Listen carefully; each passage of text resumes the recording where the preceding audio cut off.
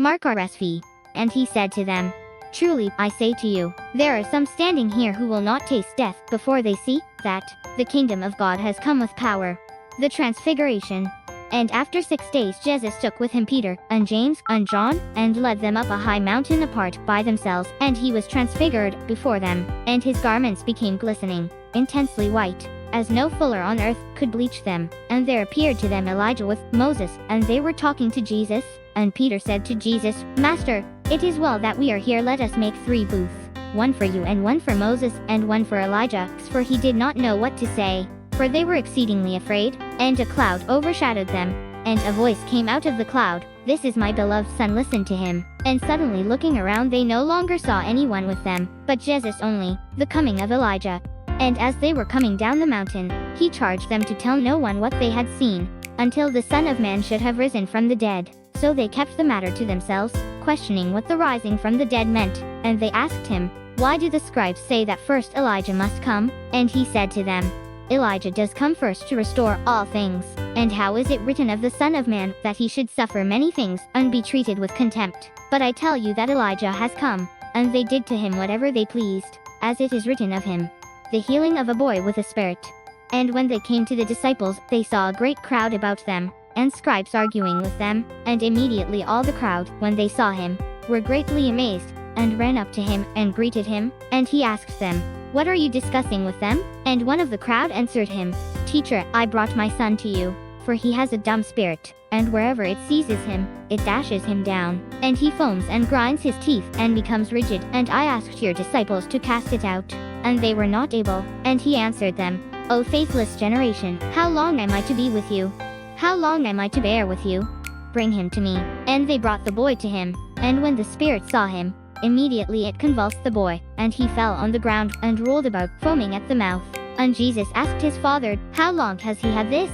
And he said, "From childhood. And it has often cast him into the fire, and into the water, to destroy him. But if you can do anything, have pity on us, and help us." And Jesus said to him, "If you can, all things are possible to him who believes." Immediately the father of the child cried out and said, "I believe, help my unbelief."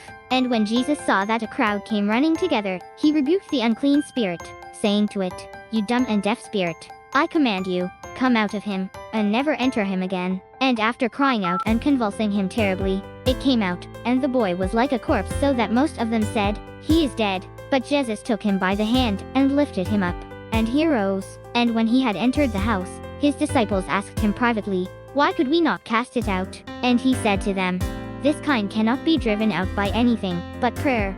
Jesus again foretells his death and resurrection. They went on from there and passed through Galilee, and he would not have anyone know it. For he was teaching his disciples, saying to them, "The Son of Man will be delivered into the hands of men, and they will kill him, and when he is killed, after 3 days he will rise." But they did not understand the saying, and they were afraid to ask him, "Who is the greatest?" And they came to Capernaum, and when he was in the house he asked them, "What were you discussing on the way?" But they were silent, for on the way they had discussed with one another, who was the greatest. And he sat down and called the 12, and he said to them, "If anyone would be first, he must be last of all and servant of all." And he took a child, and put him in the midst of them, and taking him in his arms, he said to them, "Whoever receives one such child in my name receives me, and whoever receives me, receives not me but him who sent me." Another exorcist. John said to him, "Teacher, we saw a man casting out demons in your name, and we forbade him, because he was not following us." But Jesus said, "Do not forbid him, for no one who does a mighty work in my name will be able soon after to speak evil of me. For he that is not against us is for us. For truly, I say to you, whoever gives you a cup of water to drink because you bear the name of Christ will by no means lose his reward." Temptations to sin.